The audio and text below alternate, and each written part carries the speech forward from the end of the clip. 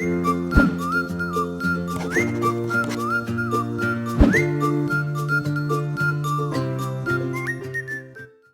apa kabarnya hari ini? Bertemu lagi dalam materi kali ini kita akan bahas apa penyebab terjadinya inflasi itu. Inflasi bisa terjadi karena yang pertama permintaan yang lebih besar daripada supply. Supply itu maksudnya penawaran. Disebutlah ini sebagai tarikan permintaan. Jadi kalau permintaan konsumen lebih banyak daripada barang yang ditawarkan oleh produsen, maka akan terjadi kenaikan harga. Karena kalau terlalu banyak permintaan sementara barang yang dapat disuplai oleh produsen jumlahnya tetap, otomatis nanti terjadi keseimbangan harga pada harga yang lebih tinggi. Itu menyebabkan terjadi inflasi. Yang kedua, kenaikan bahan baku maupun biaya produksi atau disebut dengan desakan biaya. Jadi kenaikan harga itu bisa juga terjadi karena biaya produksi lebih tinggi, maka otomatis kalau biaya produksinya lebih tinggi, produsen pasti jual barang dengan harga yang lebih tinggi, maka menyebabkan terjadinya inflasi. Kemudian yang ketiga, kombinasi dari yang kedua-dua yang tadi itu ya, permintaan yang terlalu besar ditambah biaya produksinya tinggi, tekanan permintaan ditambah dorongan ongkos atau desakan biaya nama lainnya. Itu disebut sebagai inflasi struktural jika kedua-duanya terjadi secara bersamaan. Kemudian yang berikutnya, peredaran uang kartal yang tak terkendali. Uang kartal itu maksudnya uang yang kita pakai sehari-hari, uang kertas dan uang logam itu tergolong uang kartal. Jadi kalau uang kartal ini beredar dan tidak terkendali, kalau terlalu banyak jumlahnya maka nilainya akan turun. Itu sebabnya Bank Indonesia melakukan pengendalian terhadap peredaran uang kartal supaya tidak terjadi inflasi gitu ya. Yang berikutnya, kekacauan politik dan ekonomi. Jadi kalau terjadi kekacauan politik dan ekonomi bisa menimbulkan terjadinya inflasi. Yang terakhir adalah tuntutan kenaikan upah. Jadi kalau misalnya buruh menuntut untuk terjadi kenaikan upah, maka bisa terjadi inflasi. Kenapa?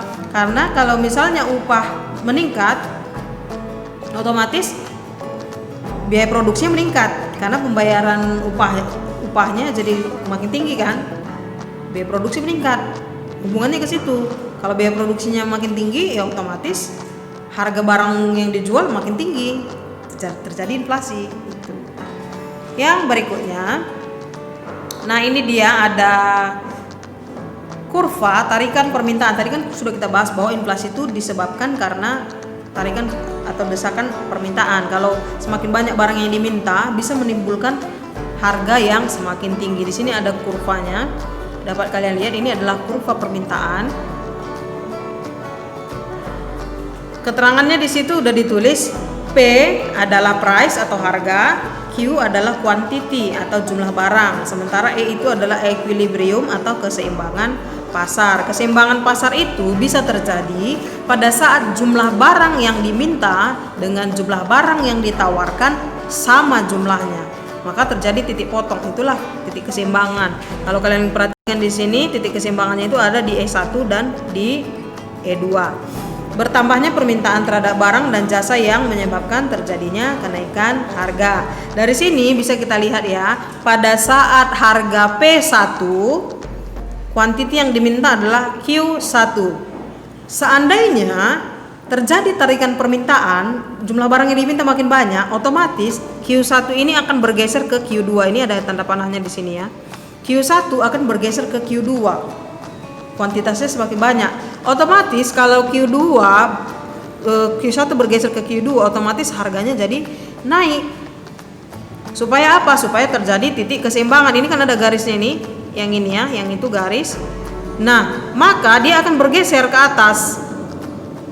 Kalau bergeser ke atas, otomatis harganya jadi naik. Jadinya naik dari P1 ke P2. Itu maksudnya tarikan permintaan. Jadi kalau semakin banyak barang yang diminta, otomatis bisa menimbulkan kenaikan harga. Gitu ya. Yang berikutnya, cost plus inflation. Ini kenaikan biaya produksi. Disebabkan oleh kenaikan biaya produksi yaitu bahan baku dan upah atau gaji. Nah, kalau terjadi misalnya biaya produksi yang lebih tinggi, di sini ya, kita lihat juga P itu adalah harga, Q adalah jumlah, E adalah keseimbangan pasar atau equilibrium. Nah, pada saat harga P1, barang yang ditawarkan adalah Q1.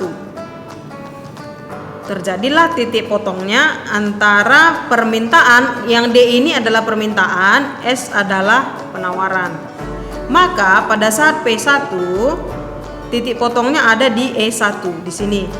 Terjadi keseimbangan harga. Keseimbangan harga itu adalah ketika jumlah barang yang ditawarkan sama dengan jumlah barang yang diminta. Jadi pada titik potongnya itulah harga keseimbangan namanya. Nah, ternyata terjadi kenaikan biaya produksi. Produsen memproduksi barang, biayanya makin tinggi. Otomatis harga naik. Dari P1 dia naik ke P2. Kenapa? Karena kalau produsen memproduksi barang harga produksinya lebih mahal, dia tidak akan mungkin menjual dengan harga tetap. Mungkin ada, tapi jumlahnya akan sedikit. Maka untuk memenuhi jumlah permintaan itu, otomatis harga naik karena biaya produksinya naik. Kalian bayangkan kalian sebagai seorang produsen ini memproduksi makanan. Sebelumnya biaya produksi kalian 10.000. Makanan yang kalian jual misalnya kita buatlah 12.000. Ternyata terjadi kenaikan harga. Bahan baku kalian harganya naik.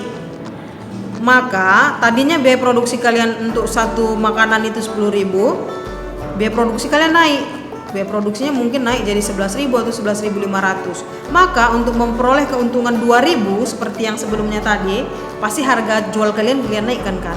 Kalau tadi jual 12.000, ketika biaya produksinya naik jadi 11.000, mungkin harga jual kalian jadi 13.000. Supaya apa? Supaya keuntungan yang diperoleh sama dengan yang sebelumnya. Begitu. Itu maksudnya kenaikan harga karena kenaikan biaya produksi. Jadi terjadi inflasi, maka bergeraklah ini dari E1 ke E2. Bergerak titiknya ini, titik keseimbangannya dari E1 ke E2, maka harganya meningkat dari P1, dia naik ke P2. Oke? Sampai di sini materi kita hari ini. Semoga kalian dapat memahaminya. Sampai ketemu di materi selanjutnya. Tetap semangat, tetap jaga kesehatan. Bye-bye.